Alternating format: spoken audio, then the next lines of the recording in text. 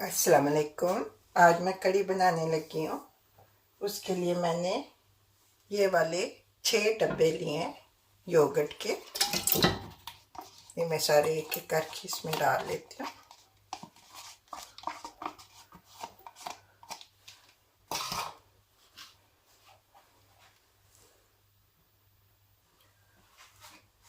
ये मैंने अब सारे एक एक करके इसमें डाल दिए खोल के। अब मैं इसमें बेसन डालने लगी हूँ। इसका मैंने ये हिसाब रखा हुआ कि जितने डब्बे हों ना उसके हिसाब से इस तरह एक डिश वाला चमचा, एक चम्मच एक डब्बे के हिसाब से मैं डालती हूँ। तो ये बड़ा अच्छा फिर उसका बन जाता है, ना बहुत पतली बनती है ना बहुत गाढ़ी। तो 4, 5, 6। ये मैंने एक खाने वाला चमचा भर के सूखा धनिया, 1.5 चम्मच नमक, 1 चम्मच इसमें हल्दी डाली है और 1.5 चम्मच मिर्चों का डाला है। और एक ये प्याज मैंने मोटा मोटा चॉप सा करके रख लिया, एक प्याज, बड़ा प्याज वो इसमें जाएगा। अब मैं इसके साथ इसको ब्लेंड कर लूँगी। तो इसी में पहले मैं ब्लेंडर में करती थी, फिर पॉट में उल्टाती थी, तो ज़रा थोड़ा सा लंबा काम हो जाता था। ये हैंड ब्लेंडर से सारा कुछ पॉट में डालो और मिक्स करो और रेडी है मेज़ा।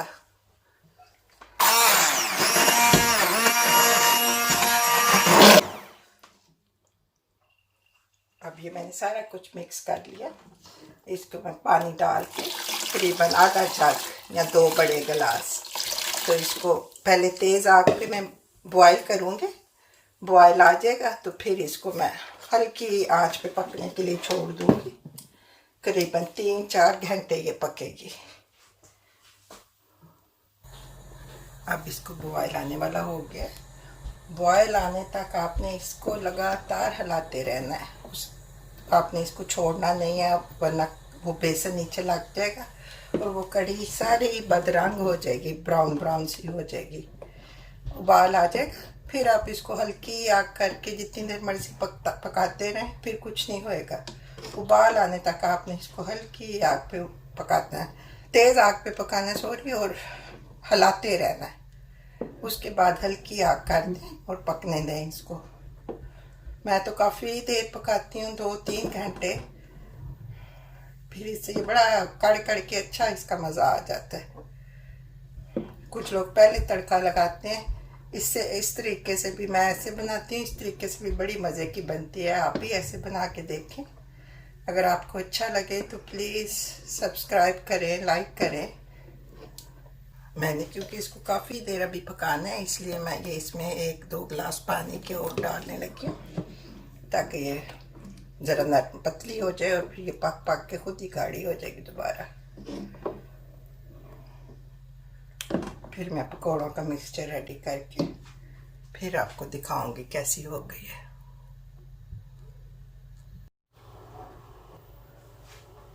ये मैंने 4 आलू लेके काट लिए हैं। इसमें ये 2 बड़े प्याज मैंने काटे हैं स्लाइस, हाफ गट्ठी धनिए की, 4 सब्ज़ मिर्चें,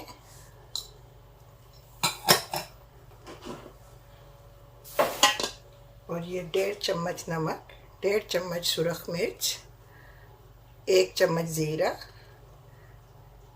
1 टीस्पून अजवाइन, 1.5 टीस्पून है ये कुटा हुआ धनिया, पिसा हुआ नहीं है, 1 टेबलस्पून मेथी और 1 टेबलस्पून इस अनारदाना है। ये डाल के तो फिर मैं बेसन थोड़ा थोड़ा डाल के इसको मिक्स करूँगी। इसमें बहुत बेसन नहीं डालना, थोड़ा सा इसको पहले मिक्स करके सब्जियों को, आलूओं को, मसाला सारा जो डाला, नमक वगैरह, फिर बेसन डाल के मैं करती हूँ, घोलती हूँ इसको।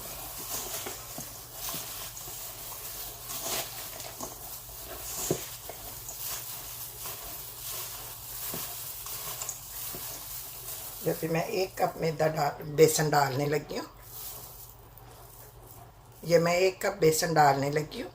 फिर अगर मुझे लगा ये थोड़ा है तो फिर मैं और डालूँगी, अभी के लिए इतना ठीक है।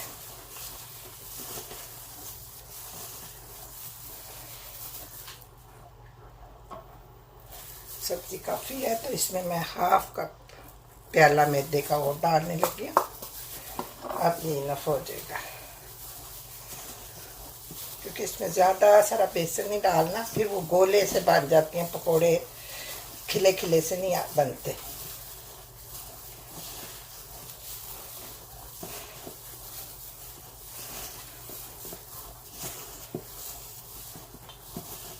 नमक मिर्च इसमें मैंने अंदाज़न अपने हिसाब से डाल ली है। अगर जो कोई स्पाइसी और नमक मिर्च तेज़ खाता है वो अपनी मर्ज़ी से ज़्यादा और कम कर ले। बस इस शेप में इसको रखना। इतना सख्त अगर है तो इसको छोड़ दें, 10 मिनट रेस्ट दूँगी मैं इसको। तो ये जो प्याज और आलू हैं जो अपना ही पानी छोड़ेंगे ना, तो ये थोड़ा ऐसे नरम हो जाएंगे। फिर मैं शुरू करूँगी इसके पकोड़े बनाने। नहीं तो अगर अभी मैंने नरम ज़्यादा कर लिया तो फिर बिल्कुल ही पानी पानी हो जाएगा। अभी कड़ी काफ़ी देर पक गई है। अब मैं इसमें मेथी डाल के और 2 मिनट में चूल्हा बंद कर दूँगी। आप देखें आपने कितनी गाढ़ी आप पसंद करते हैं, लेकिन इसको जितनी भी खाते हैं उससे थोड़ी सी आपने पतली रखनी है। जब पकोड़े डालेंगे तो वो काफ़ी फिर जज़ब करते हैं, तो फिर बहुत ही गाढ़ी सी हो जाएगी। बस ये मेथी में डाल के 1-1.5 चम्मच इसमें, तो अब चूल्हा बंद कर दूँगी। एक उबाल आता है और तो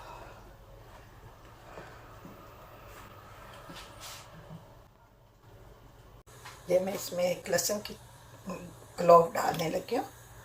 ये भी एक टिप है कि अगर आपने ऑयल में पहले कुछ और फ्राई किया हुआ है, जैसे फ़िश या चिकन वगैरह, और आप चाहते हैं उसी को यूज़ करना है, तो उसमें 1 क्लोव डाल दें। जब ये इसका ब्राउन हो जाएगा फिर निकाल के आप पकोड़े बनाएं तो इसमें बिल्कुल स्मेल नहीं आएगी। जो लहसुन मैंने डाला था वो बर्न हो गया अच्छे से, और ऑयल की सारी स्मेल भी ख़त्म हो गई है। इसको अब मैं निकाल के तो पकोड़े डालने शुरू करती हूँ। बेसन भी बड़ा अच्छा हो गया, जितना सॉफ्ट नरम मुझे चाहिए था। उस वक्त तो गाढ़ा गाढ़ा छोड़ा था, लेकिन अब काफ़ी हो गया।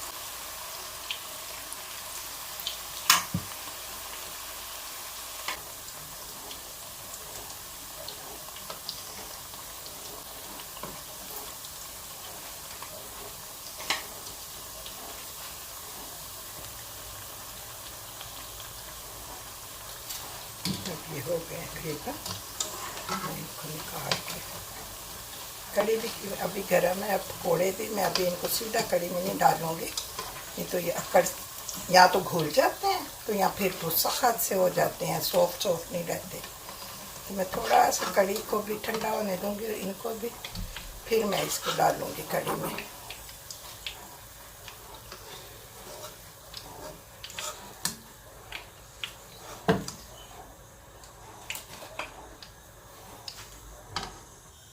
पकौड़े मैंने अब सारे कड़ी में डाल लिए हैं बना के। अब मैं तड़का बनाने लगी हूँ, तो फिर इसमें डालती हूँ। ये मैंने एक प्याज काट लिया। ऑयल लग रहा है इस टाइम बहुत ज़्यादा, लेकिन ये तड़के जितनी कड़ी है, ऑयल लग रहा है बहुत ज़्यादा, लेकिन जितनी कड़ी है उसमें पता भी नहीं लगना है इसका।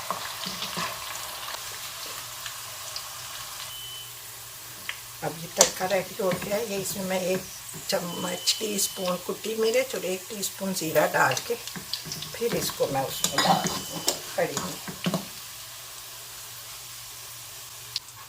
ये मेरा तड़का रेडी।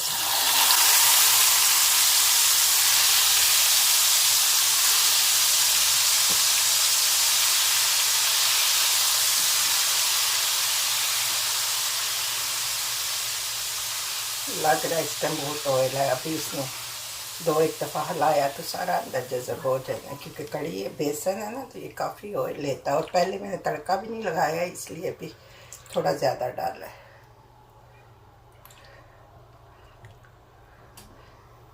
यह बिल्कुल रेडी है। मैं अब अभी चावल बॉईल करके फिर सर्व करती हूँ। कड़ी अब मेरी रेडी है सर्विंग के लिए। चावल भी बॉयल हो गए हैं। आप भी प्लीज़ बनाएं और बताएं मुझे कि आपको कैसी लगी मेरी रेसिपी।